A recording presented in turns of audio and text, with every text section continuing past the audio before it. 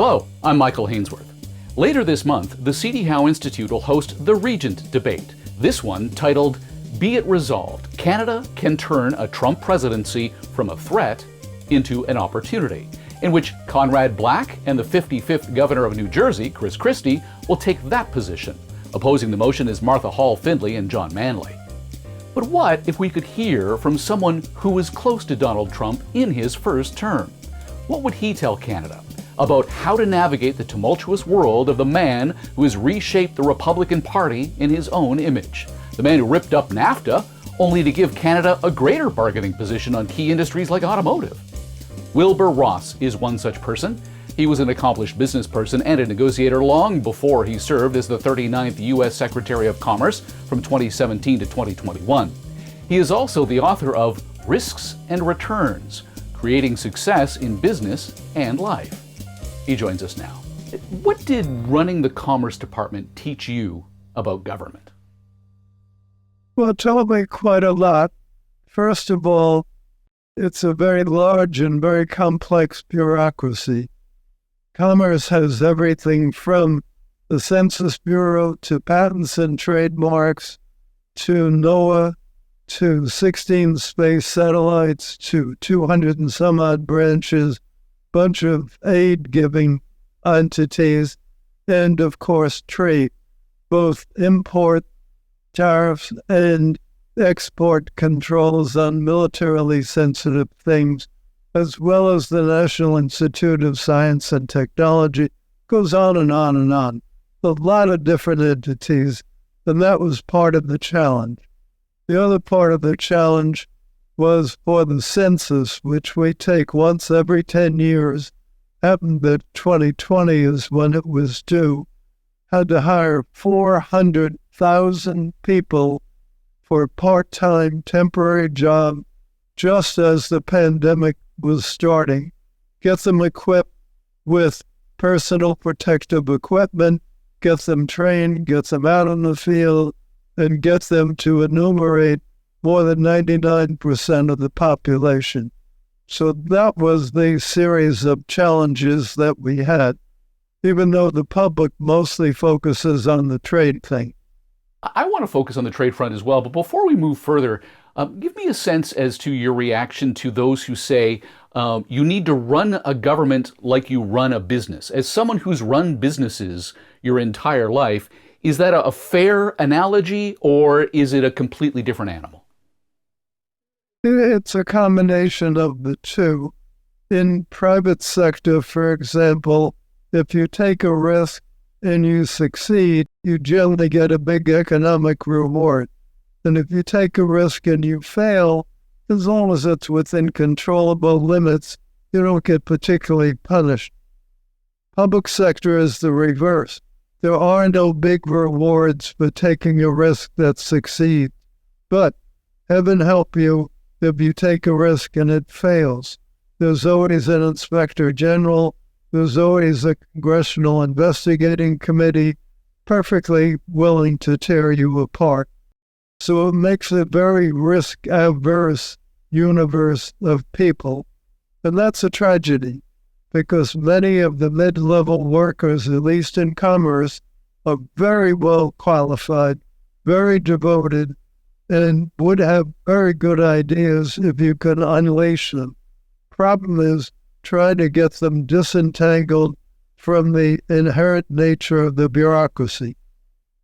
How do you get good people in government if there's no profit mechanism associated with it? Well, there are two categories of people we're able to recruit very easily, and one category that's almost impossible. The two that are easy are young people right out of college. For them, it's a career enhancement. It's another good thing to put on their resume, and they know they'll only spend a few years before going to private sector. So young people, say below 30, pretty easy to recruit, good quality. The other end, people over 60, also of very good quality, can be recruited because many of them are getting ready to retire anyway, perhaps got passed over for the CEO job. So this is a nice segue out of where they were. So those two categories are easy. What's tough is the key category in private sector, which is people from about 40 to the low 50s. Very hard to recruit those people because they're moving into the prime of their career and they don't want to interrupt it with public service. That's the tough part to recruit. How would you describe trade and commerce relations between Canada and the United States under Trump? Well, we really have to talk about individual products and individual industries. In general, the U.S. and Canada have good relations, but there remains the fact about trade deficits, and our government, our administration under Trump was determined to reduce our trade deficit, importantly with China, but we were trying to get more balance everywhere. So that caused friction. And we had it in a number of very specific areas where it really came to the fore. Softwood lumber was one, dairy products was one. Temporarily, we had a little to do over steel and aluminum, little to do over automotive. But I would say the agricultural products were the more complex part. When we have a country that's evolved from an industrial-oriented economy to the information economy that we have largely in the Western world today, is a trade deficit not a bad thing when you want to unload the low-cost, low-reward types of industries to countries that are willing to do it cheaper and return those products to your people at a discount versus what you would have to charge if you were building these products locally? Well, it's a little more complicated, I think, than just that. Take steel, for example. China's excess capacity in steel is roughly equal to the entire U.S. consumption, namely around 100 million tons per year. They have a deliberate excess that they want then to export either to U.S. or elsewhere, because what they're really doing is subsidizing jobs in China.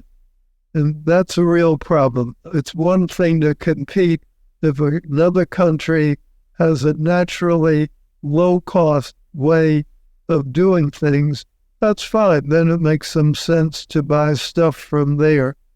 But when the only reason that they're low cost is really that they're being subsidized by the government, then what you've got is a transfer of jobs from our country to that country, and it's all based on subsidy, not natural benefits. China is not the most logical place in the world to be the manufacturing facility for everyone. And the reason is China is very deficient in raw materials. They basically don't have much oil and gas. They don't have iron ore. They don't have nickel. They don't have copper. They don't have the fundamental raw materials that you would need for an industrial-based economy. What they do have is cheap labor, largely because of exploitation of the workers, and they do have subsidy. So it's a little more complicated than just, well, they can do it cheaper, so we should buy it there. We've sort of fallen down a rabbit hole here on China-specific trade, and I want to come back to your understanding of Mr. Trump and how Canada might react to a second term in a moment. But let's sort of flesh this out a bit. Canada has placed a 100% tariff on Chinese-made electric vehicles and a 25% tariff on their steel. And China, of course, screaming in retaliation, claiming that we're dumping our canola into their market. What do you think when you read these tit-for-tat headlines?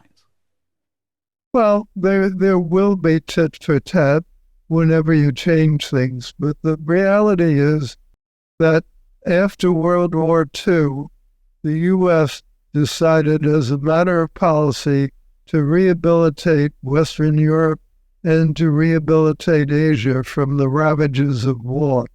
And that was probably good policy.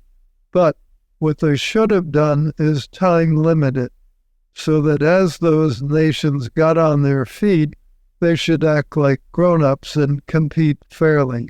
Instead, we institutionalized it first with the GATT and then later with the World Trade Organization. So what we have now are many of the same trade benefits that were quite appropriate when a country was recovering from the war, but are quite inappropriate now. And further, under the WTO rules, all you need to do to get trade concessions is self-declare yourself as a developing country. Believe it or not, 80% of the members of the World Trade Organization declare themselves as developing countries and therefore are entitled to subsidies from elsewhere. Then included on that list of 80% is China, the number 2 economic power in the world. What does that mean? That means we in the U.S. are fundamentally the source of concessions to all these other nations. That's a real structural problem. There's another structural problem in that if you look at the dispute resolution mechanisms, and this is something that will come up a lot in the renewal of the trade talks with Canada, the dispute resolution process hasn't worked in the WTO.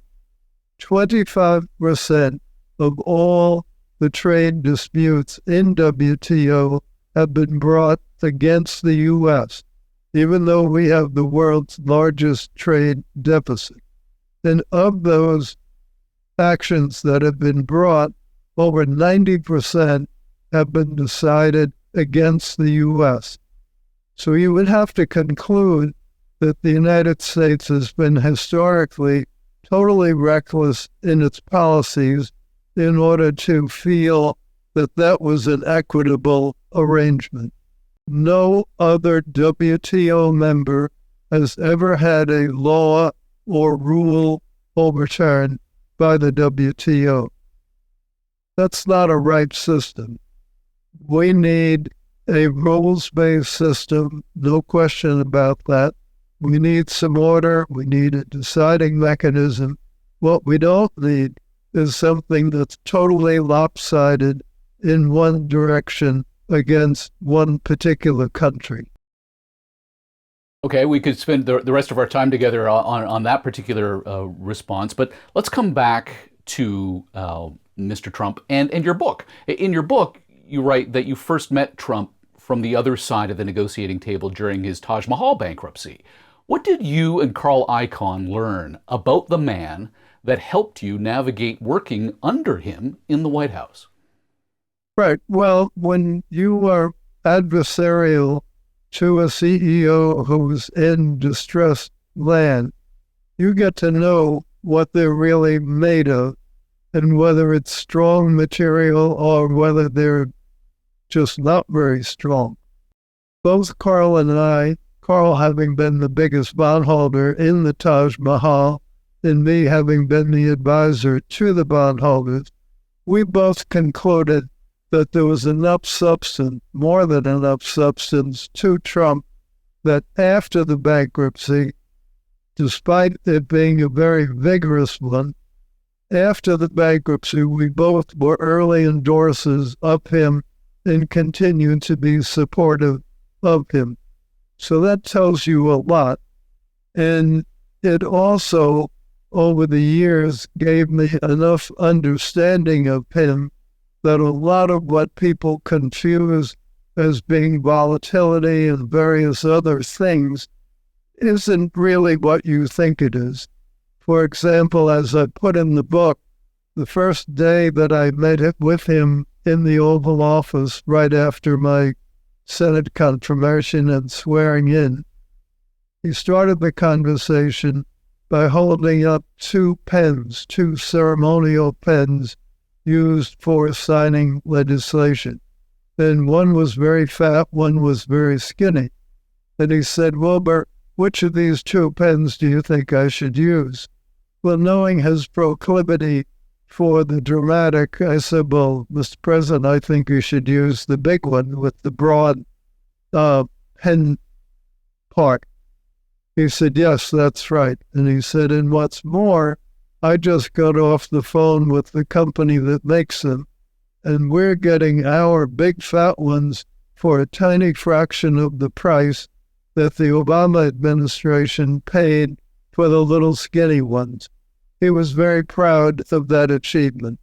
Now, it's a small item, but there was a message to it. And often when he focuses on something small, it's to deliver a message. His message was all parts of government have got to be made more cost-effective. He then went on and we started talking about the trade agreement with Canada and Mexico, because we were starting to get ready for that to come up.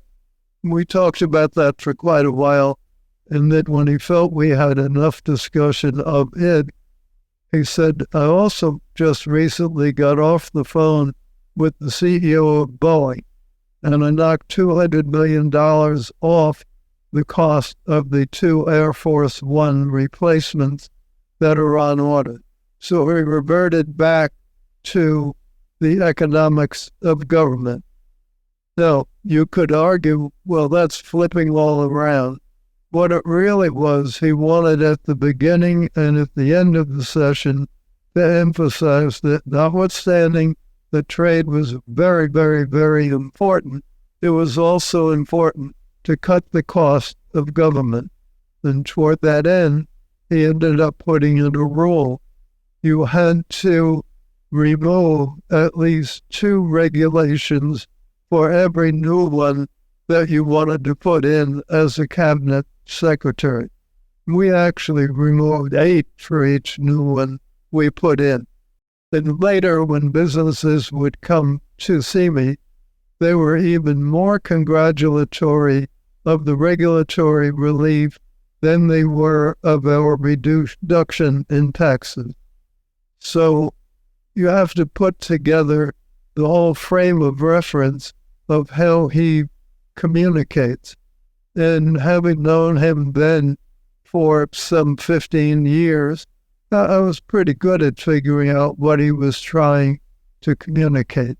So I had much less problem with the personality complexity than a lot of people did. But there was another factor that contributed to the turmoil of his first term, and that was this. He did not have a historic large cadre of people with public office experience. Most of his cabinet members, including me, had never served in government as a full-time activity. Therefore, he had to rely on recommendations from some of his friends in the business sector, many of whom recommended people that they liked who, for whatever reason, were interested in government, independently of whether they were really in line with Trump's policy. And quite a few of those early people, while they stated they were, really were not in line with his policies. And that led to a lot of friction.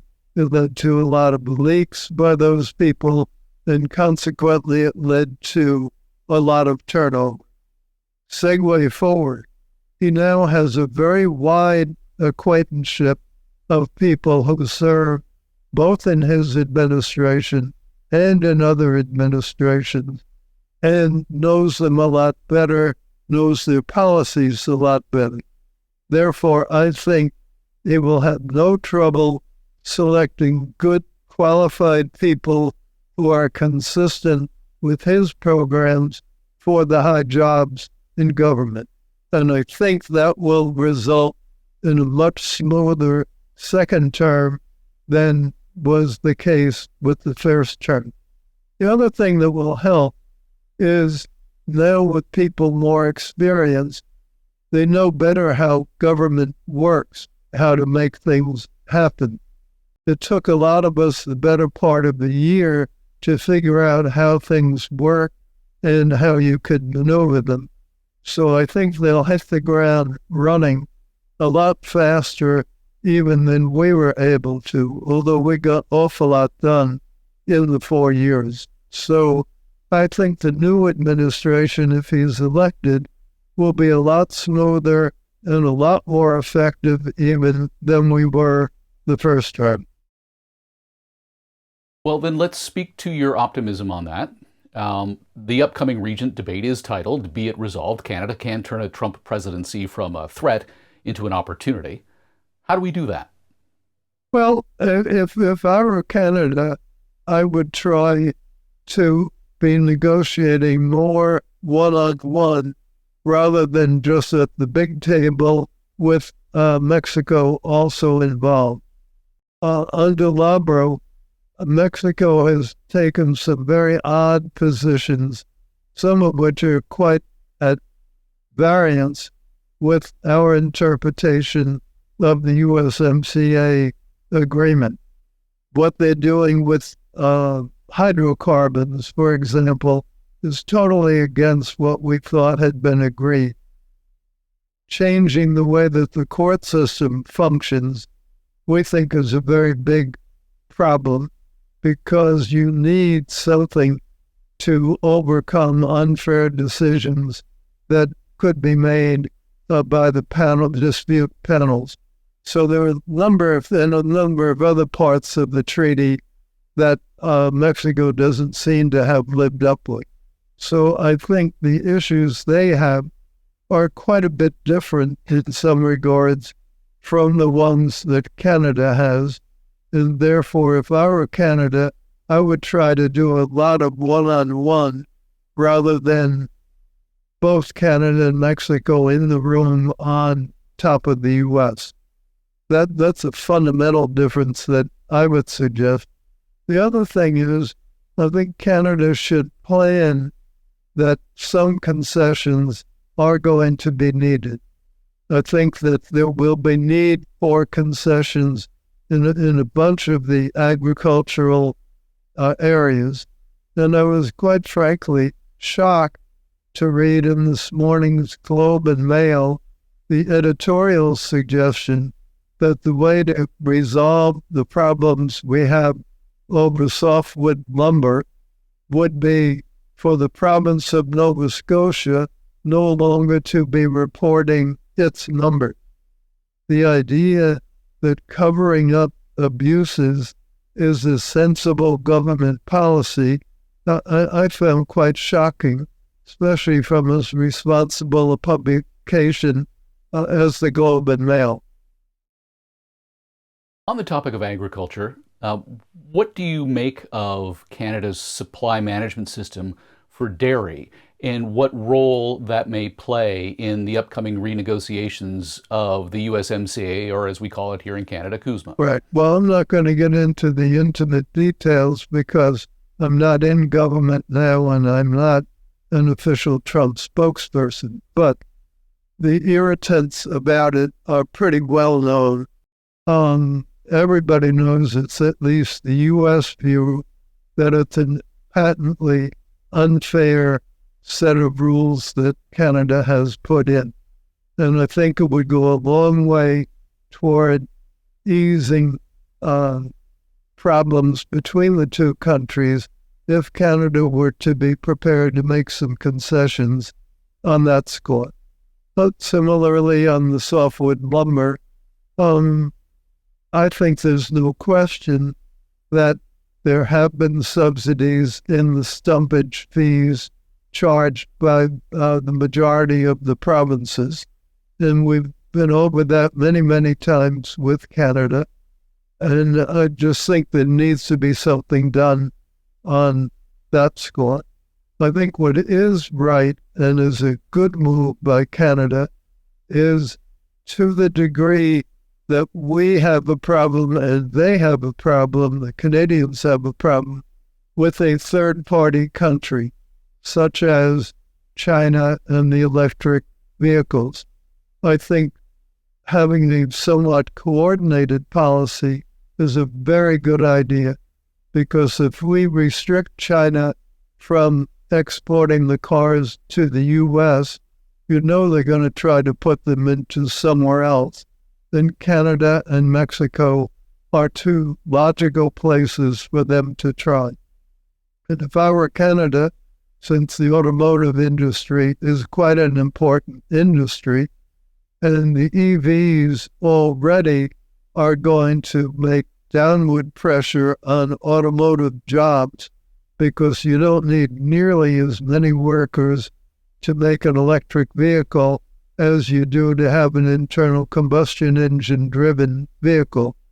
The electric vehicles use a lot fewer people. There's no transmission. There are a lot of things that are in cars. So it's probably 1/3 less workforce needed. So that's already going to be a problem, both for Canada, the U.S., and for that matter, Mexico, just going to EVs. But if you go to EVs and let it be taken away from your companies by Chinese companies, you're really looking for trouble. So I think it was a wise move. Now, surely China retaliates. So far, all they've said is that they're studying the canola. I think Canada exports to China around $5 billion a year of canola. So it's an important product for China. It's also true, though, that canola from Canada, as far as I can tell, is probably the best canola in the world. So to the degree that China does decide to retaliate against Canadian canola, they're hurting their own people, they're hurting their own industry, because Canadian product is a better product. Well, it does have can in canola as Canada, since we invented it. So I'm glad to hear that you compliment us on something we've produced. Let's come back to the negotiation with CUSMA, et cetera, because part of the Canadian playbook seems to be to send emissaries to border states on a charm offensive to remind them just how important trade between us and that state is. Does that actually work as a negotiating technique in an America First mindset?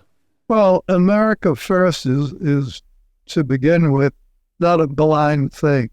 We're trying to do things that on balance are better for our country, just as you were trying to get them better for Canada. There undoubtedly will be some industries, both in Canada and in the U.S., that come off less well than they might have hoped, because any kind of negotiation can't be just 100% one-sided. But the historic pattern in trade negotiations has been try to make it a zero-sum game. I don't think the U.S. is likely to be agreeable to a zero-sum game. What I mean by that is, if the amount of economic concession we get is the same as the further concession we give other countries, we don't make any progress at all in terms of the trade deficit. So I think all of our trading partners under Trump have to be prepared for the idea that the free rides, the excesses, are going to be attacked, going to be taken down. And I don't think it's just Trump. My successor, Gina Raimondo, as Secretary of Commerce, has pretty well continued our policies, both on tariffs and on export controls. And frankly, when we were in office, we had more trouble on the tariff side with the free trade thinking Republicans than we did on the Democratic side. So the notion that somehow Canada or anybody else is going to get a free pass if it turns out that it's Kamala Harris, I think is ill-founded. You see how she just came out saying that she's opposed to the Nippon Steel takeover of U.S. Steel.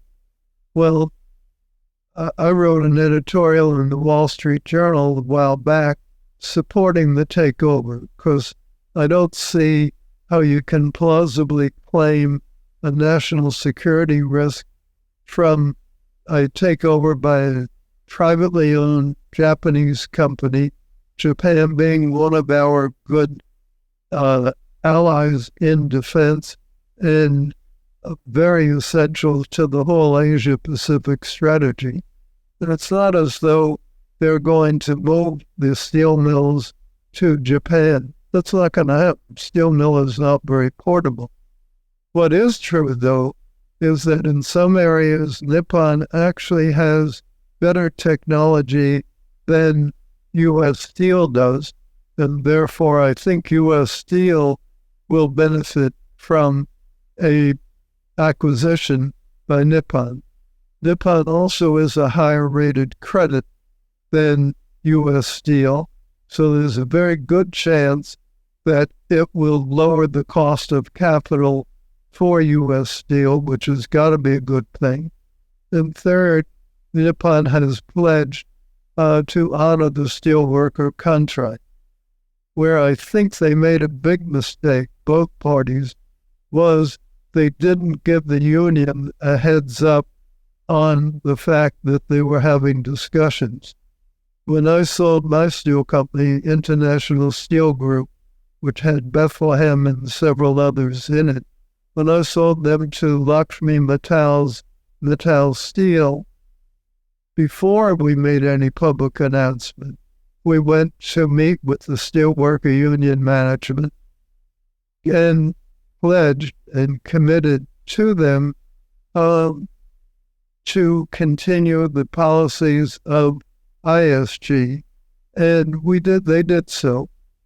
And so we had not created a public embarrassment for the union by blindsiding them.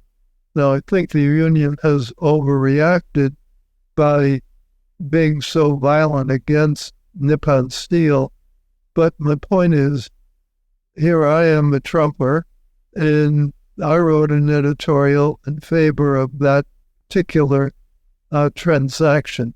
So it's not that we're monocular and just opposed to everything foreign.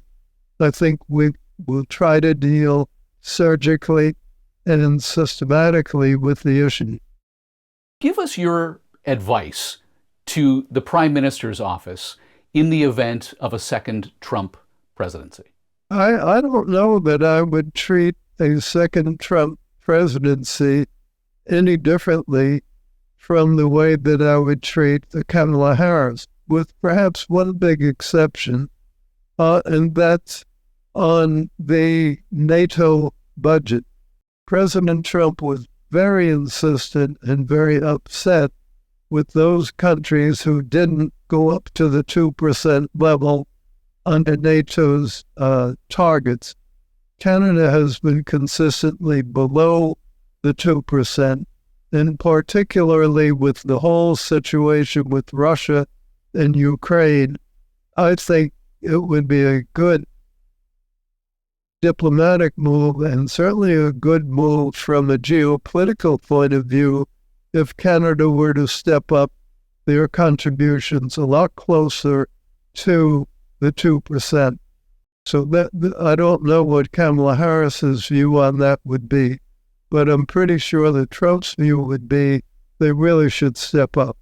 Mr. Ross, thank you for your time today. Thank you for having me. I enjoyed our discussion. Wilbur Ross served as the 39th U.S. Secretary of Commerce from 2017 to 2021 and is also the author of Risks and Returns, Creating Success in Business and Life.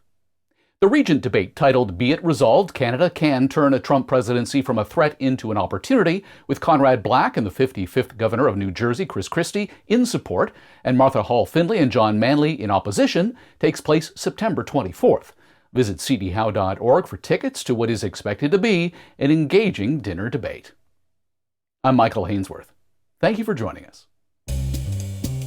You've been listening to the CDHI Institute podcast with Michael Hainsworth. Subscribe on iTunes, Google Play, and Spotify. The CDHI Institute is an independent, not-for-profit research institute whose mission is to raise living standards by fostering economically sound public policies. The Institute is widely considered to be Canada's most influential think tank and a trusted source of essential policy intelligence, distinguished by nonpartisan, evidence-based research and subject to definitive expert review. Visit cdhow.org and follow us on Twitter and LinkedIn.